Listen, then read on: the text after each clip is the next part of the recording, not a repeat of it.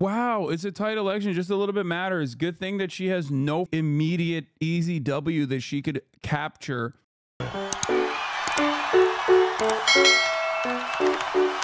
That is when Vice President Kamala Harris and former President Donald Trump meet in Philadelphia for their first ever debate. The Harris campaign is camped out in Pennsylvania, which is seen as a must-win in November for both candidates. Weijia Jiang is traveling with the vice president, and she joins us from Pittsburgh. Weijia, good morning. Good morning to you, Dana, and good morning to everybody. Vice President Harris is huddling with a team of advisors as she sharpens her case against Donald Trump, who she will come face-to-face with for the first time ever on debate night. A campaign official says she decided to hunker down and prepare here in Pennsylvania to underscore the importance of this state in the election. The latest CBS News Battleground Tracker shows that she and former President Donald Trump are virtually tied here with 50% each of the vote. This marks Harris's fourth trip here since launching her candidacy. Plus, even though she's only expected to make a few public appearances before she heads off to Philadelphia on Tuesday, she'll still be able to engage with voters and have some local headlines. One issue sure to come up on debate night is reproductive freedoms. And new this morning, the campaign has released a new ad that highlights comments from Trump about his part in reversing Roe v. Wade and stories from women who have been impacted since. The VP is coming off a big week for cash and political support, with Republican Liz Cheney and her father, former Vice President Dick Cheney, endorsing her, along with over 100 law enforcement officials from across the country and dozens of prominent CEOs, including James Murdoch, Mark Cuban, and Laurene Powell Jobs. And the Harris campaign says it raised $361 million in August, and that includes donations from 1.3 million first-time donors, and they're really hoping that that fresh excitement to fork over money turns into enthusiasm to go vote in November. Dana? All right, we should know of headline-making news this election cycle. Thank you.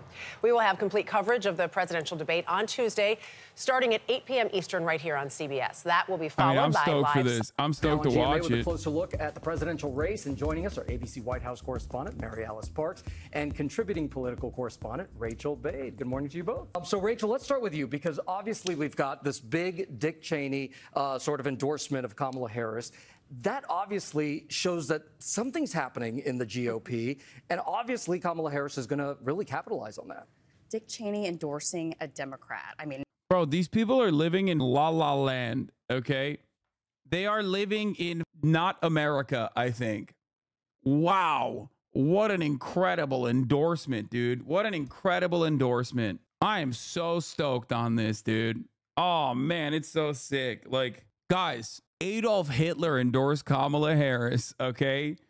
I mean, wow, even Adolf Hitler doesn't like Donald Trump is not exactly the argument that you want to be crafting, okay? It's not an argument at all that you should be posting out there. You should not be. Please don't say this. When Vladimir Putin also jokingly endorses Hillary Clinton, obviously he's memeing, but like when he does that, you don't see that as a good flex. Just, you know, maybe you shouldn't do it with Dick Cheney either. Me, dude. none of us had this on our bingo cards, frankly. Donald Trump has tried to downplay this, saying that he's an irrelevant rhino, he's a sort of a has-been, but this is big. I mean, if you think about it, Dick Cheney was one of the single greatest boogeymen for Democrats for a long time. He was the architect of the Iraq War. They called him a war criminal, and he demonized Democrats in return. And now they're going to be working together, which is just something we never predicted just a couple of years ago. A few points on this. Number one, it's not going to convince a ton of Republican voters to vote for Harris, but it might influence some, and in a tight election, just a little bit matters. Wow, it's a tight election. Just a little bit matters. Good thing that she has no immediate easy W that she could capture by, re-examining her position on American foreign policy, re-examining her position on Gaza. Bro, they are literally trying to win over 8 total people across 8 different states, but there are hundreds of thousands of voters across every swing state. And they're just like, nah. That's how you know it's bullshit, okay? Matters at the margins here. It also gives Trump-wary Republicans who don't want to vote for him a reason to vote for Harris. I mean, this is a guy who's very influential, and he could inspire some of those votes. And lastly, I would say that the Harris campaign is absolutely going to capitalize on this. I mean, I was just talking. I have seen people who should know better saying, but see, it means that he's saying Trump is that dangerous. No, it's that Dick thinks Kamala continues his vision of the country, whereas Trump will screw the pooch. This is a huge endorsement to run the away from. Send that fuck to the Hague. Yeah, dude, I don't know what to say about this. Like, this is akin to like just only running the NATO campaign. You know, every time people yelled at Joe Biden, he would come and told him he was old. He would come out and be like, NATO, I did NATO. The Finlandization of NATO is alive. Instead of the Finlandization of NATO, I did the NATOization of Finland. I'm the voter for the AUKUS voter. Five eyes. Real lies. Realize real lies. Jack, five eyes. Why? Dick Cheney opposed releasing Nelson Mandela Head Start programs, MLK Day, and promoted the Iraq War, but people are applauding him for endorsing Kamala. Promoted the Iraq War. He is the architect of the Iraq War. Dick Cheney was putting out like extraction maps of Iraqi oil fields in like 1994. He's been trying to invade Iraq since 94, man. What are we talking about? He is the Iraq War, okay? He designed the war, and he designed exactly how Americans would be able to take advantage of the Iraq War. Or, I mean, not, it was, I forget which point it was, but anyway, here, look. Majority in the U.S. say Israel has valid reason for fighting. Fewer say the same about Hamas. 57% expressed sympathy for both Israelis and Palestinians. Yeah, it was like they could not figure out who was getting killed more. I wonder how. Talking with someone close to the campaign, they said that this basically helps her build this, broad coalition that she's going to need to defeat Donald Trump. And so I wouldn't be surprised to see if she's all of a sudden touting Dick Cheney and either campaign ads or on stage. And wow, this is just sort of mind-blowing that that's happening. It will be interesting to see how they try to capitalize on that. One of the top issues, of course, is the economy. And Mary Alice, an area where Trump has an edge in the polls, but we're seeing Harris really try to go on the offensive by unveiling new economic policies ahead of the debate. Yeah, absolutely. She's going after these more moderate, sort of Chamber of Commerce type Republicans. I mean, this was a bit of a Biden strategy, but she's really doubling down with some new policy proposals. She was out there pitching a 28% capital gains tax. That's an increase in the current tax, but way less than what President Biden was pitching. Probably also a little bit more reasonable, something that she might actually be able to get through Congress if she wins.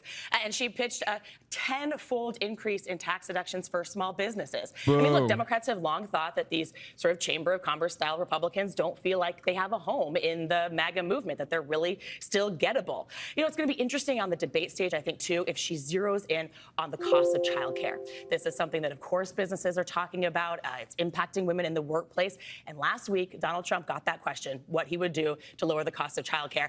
And he fumbled. I mean, he gave a word salad non-answer that a lot of people in the business community, a lot of moms, a lot of Democrats really jumped on. So I imagine that sort of across the board. To Rachel's point, you know, she's going to try to pitch herself as someone that is building a coalition, even on the economy, that includes everyone from Elizabeth Warren to Liz Cheney. So, Mary Alice, let's talk more about the debate and some of the lines of attack that we could see both from Kamala Harris and Donald Trump. I'm thinking of this line in her stump speech. She says, Donald Trump, if you have something to say it to my face. Mm-hmm. I mean, those are fighting words. That is someone who sounds ready to rumble. Like, she has been absolutely itching for this. You know, the Democrats I talked to, they say that they want to see that prosecutor tone from her. They feel like there's so much for her to talk about, especially when it comes to January 6th, when it comes to election denial.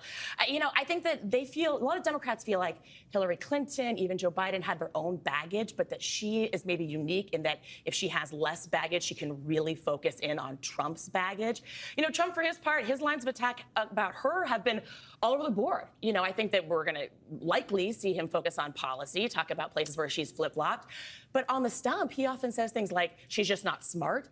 And I just feel like on the debate stage, those personal attack lines are not going to land. Yeah, it'll be interesting to watch for sure. Big pivotal debate coming up. Absolutely. Thank you so much. Mary Alice, Rachel Bade, as always, we appreciate it. I'm honored to have their endorsement. And I think that what they both, as leaders who are well respected, are making an important statement that it's okay, and if not important, to put country above party. And I'm honored to have their support, and I think it's an important statement right now. A lot of what I think is happening, and I was just talking with some folks here in Pittsburgh about it, is that people are exhausted about the division and the attempts to kind of divide us as Americans. And them stepping up to make this public statement, I think, is courageous, but also for people like the folks I was just talking with, it really reinforces for them that we love our country and we have more in common than what separates us. I think we forget that, like, that Republican Party was so unpopular, Americans voted for a black man, okay? Like, that's how unpopular that Republican Party was, okay? Like, it's kind of crazy to be like, those guys are, I'm glad that they're, you know, endorsing me. It's great. Yeah, they voted for a black man whose middle name was Hussein. They voted for a black man whose middle name is Hussein, bro. The new equipment, the new systems that Al Gore and I are committed to giving them. Bernie, this is a special interest of mine. I'd like a chance to elaborate further, if I might. Because they need the new equipment, the new systems that Al Gore